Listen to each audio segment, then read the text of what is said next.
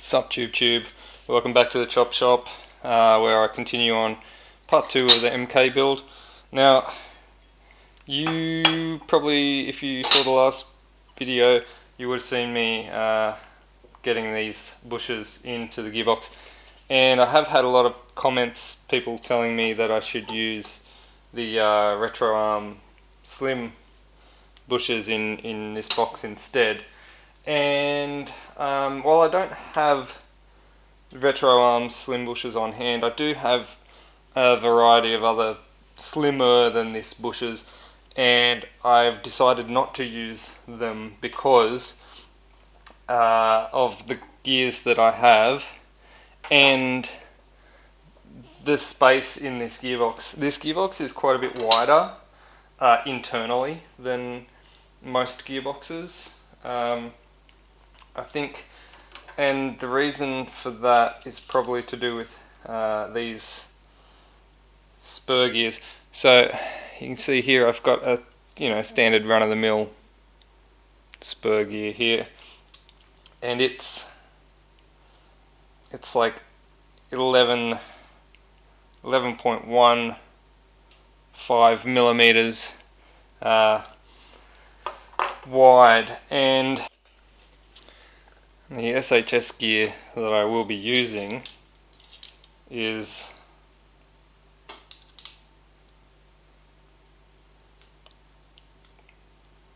a good 12.9 millimeters. So when I put this in here into this gearbox, I have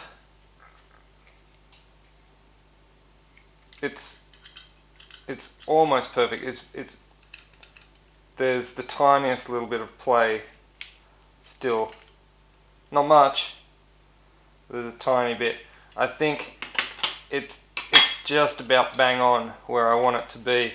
If I were to use any slimline bushes, I'd just be bulking it all up with shims, and I mean, I think the best gearbox is one where minimal shims are required.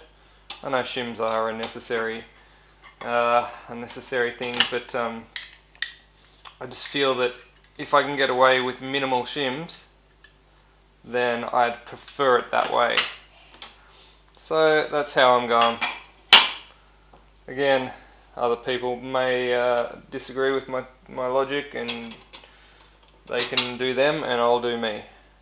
Alright, so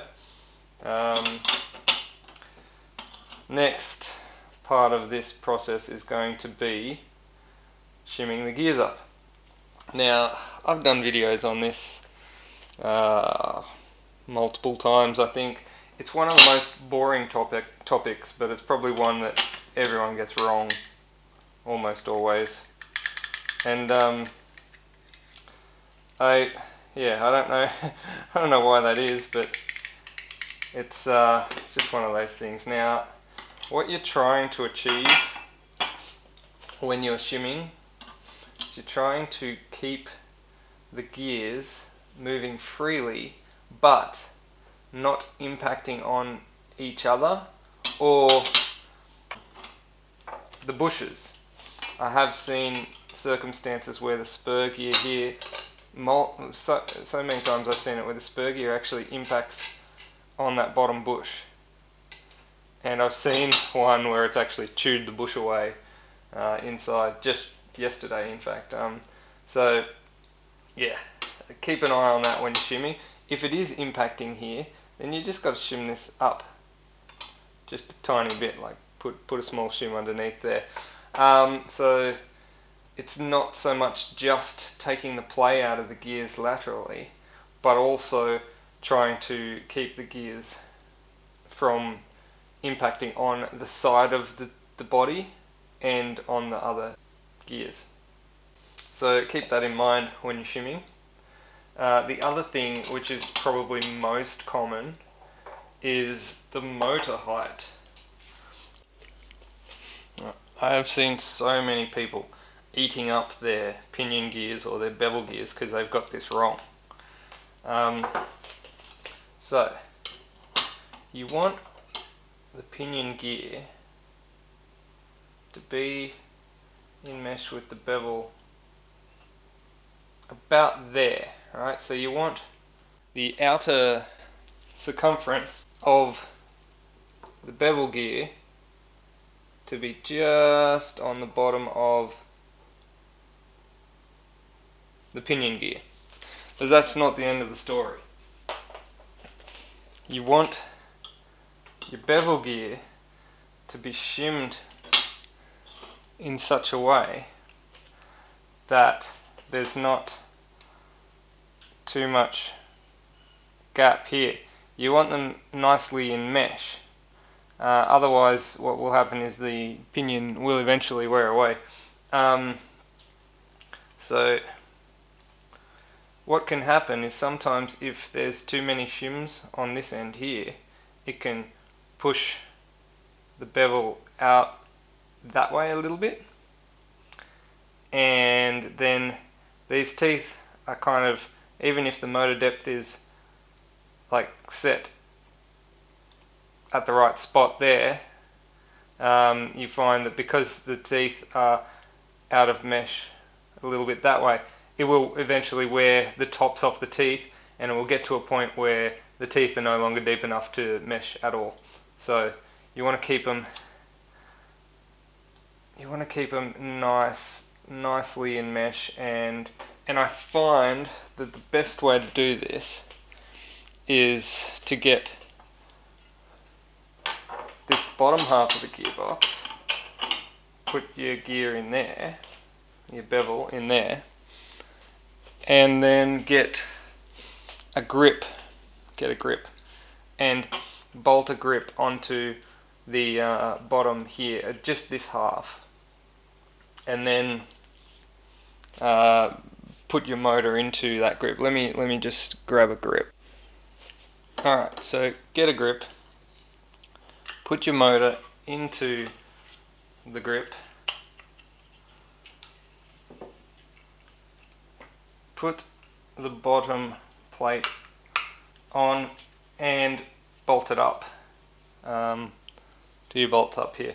Now you will find that there is, in most cases, a screw which goes in the bottom of this. See if I can light this up a bit better.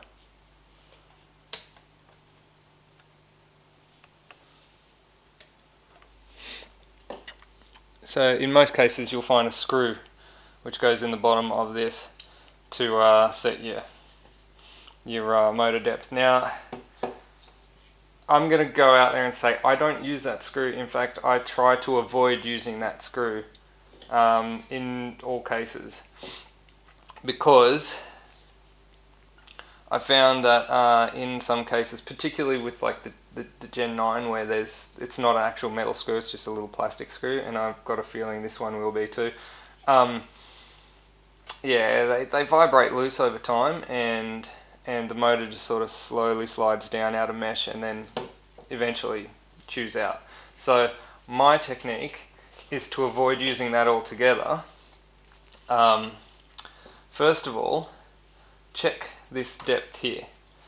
Check from pinion to the flat of the base of your grip with this bolted up. I haven't bolted it up, so don't do what Donnie Don't does. Bolt it up so it's nice and tight in there. Check that depth, and then measure that depth in here. So at the moment I'm looking at that, and I can see with my eye that that is a little too low, because the top of my pinion's probably about 2 millimeters too low. So if I was to eyeball that up on the actual gearbox casing, put that in here. I'm just going to pull this spring off because it makes it easier for demonstration purposes.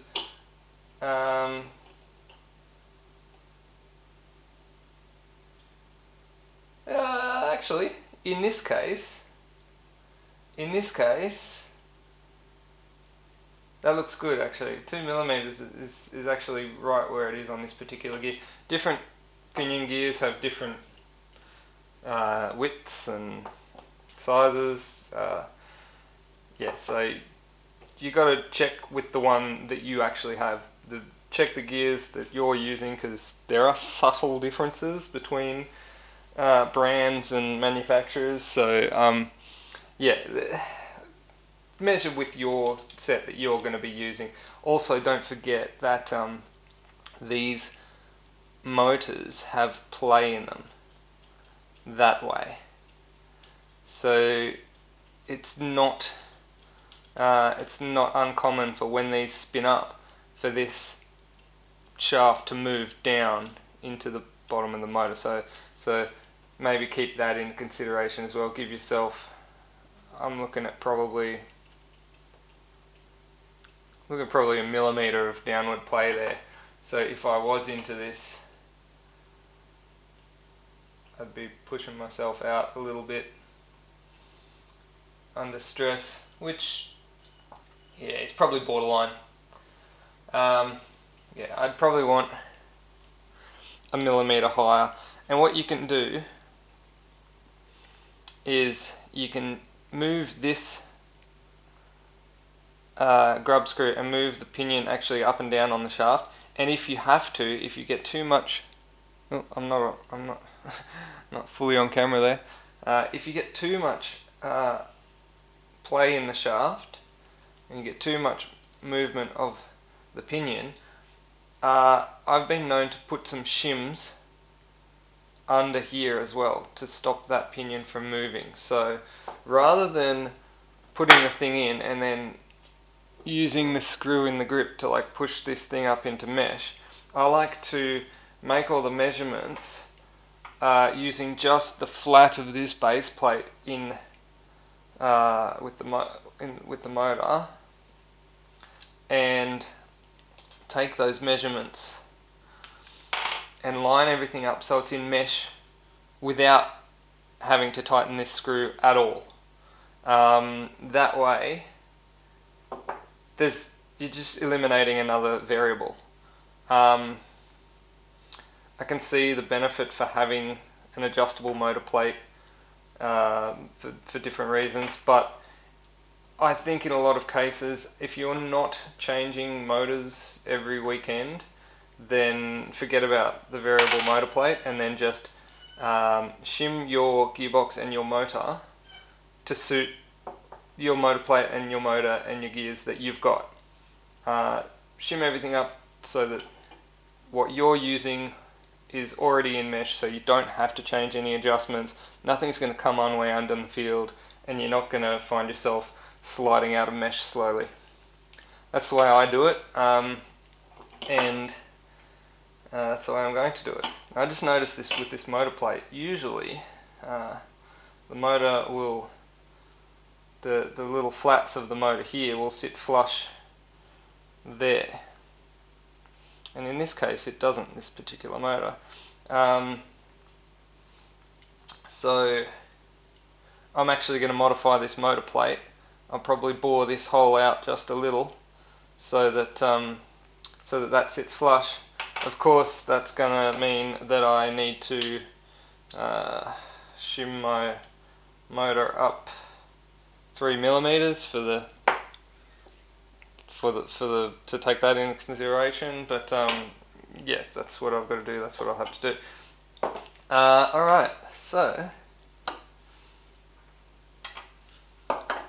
with that in mind, what I will now do is I will just screw this on so that you can see what I was talking about. And in a lot of cases you've really got to play with it. Like in this case here, you can see that when the grip is on, it actually kind of blocks your vision of where the gear is, so you got to play with it a little bit. Let me just set that up for you and then I'll give you a better camera shot of it. Okay, so now with the grip on and everything tightened down, you can see just in here, you can see where the pinion gear is sitting. You can see I'm nicely meshed in here. You might not be able to see it in the camera because it is, given that this is obscured, and you can see if you look in with your eyes that you're in a good spot. Try to rotate your gear as well. Make sure that you can spin the motor and the gear freely, and just wobble this gear a little bit. Make sure that it's not like so tight that you're binding. Probably a little trick that I like is to get a thin piece of paper and run it through the gears. Alright, so get a piece of paper and just feed it in between the bevel and the spur, and you should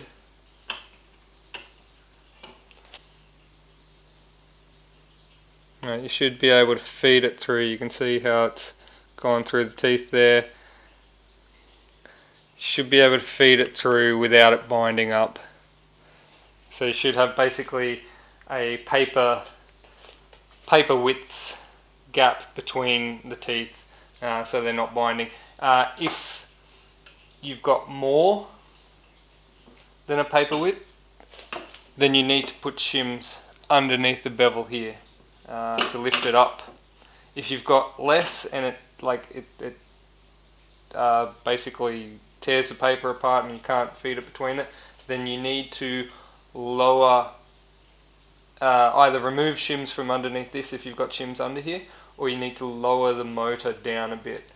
And again, I suggest you do that by moving the pinion on the shaft lower rather than, say, undoing this screw. Or on the flip side, if you've got heaps of space between there, you can, and if you've got clearance for your pinion gear to move up, you can push the pinion gear up. So I think we're in a pretty good place there. I've got the pinion located in a spot that I like. I've got a paper width there. I'm not going to have to shim this up too high. And I don't need to make any adjustments with this screw here.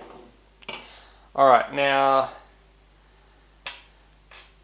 if I've got any advice at all, it's measure, and measure some more.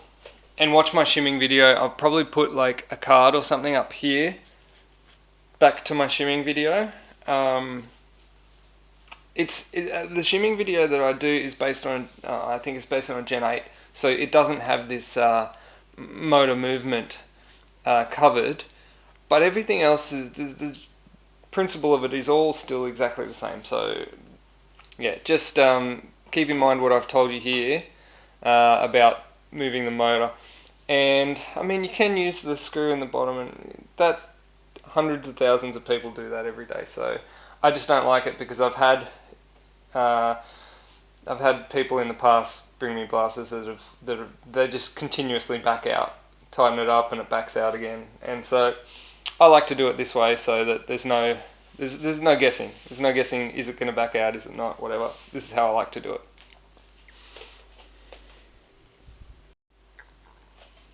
Okay, so once you've worked out your height of your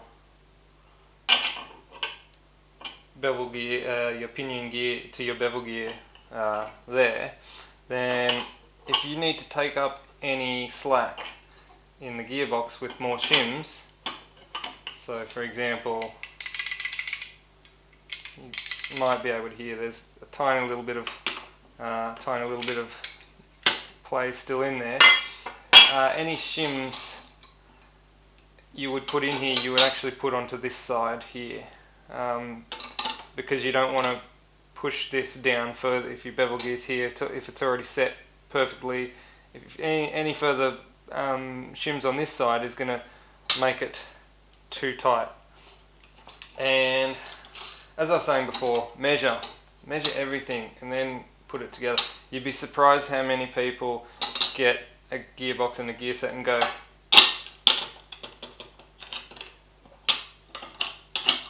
alright, done. put it together, whack it in, use it. So many people do that. It's like unbelievable. You would be surprised. Yeah, and then they come to me and they say, "Oh, why'd it break?" Well, these gears are crap. That's a good one. That's the one I get a lot. These gears are crap. I whacked them in there and they broke. Yeah. So any further shimming on this gear, on the bevel gear, put it on this side. So again, I'm not going to show you how to shim it. I'm going to put a card to my shimming video somewhere here. I'll put links to it in the description as well, because you need to watch that where I go through it in detail. Yeah, it's long and boring, but gets the job done. Alright, so moving on. I think I've droned on for long enough about this particular topic, and the video is probably going way too long, so I'm going to call it for now, and I will catch you on the flip side. I'll catch you next time. Oh, don't forget to subscribe and like and do all that sort of stuff, and buy patches from me, because that helps support my channel. Also, if you just want to buy us a coffee, that's cool too. There's going to be links all in the description as always. Peace.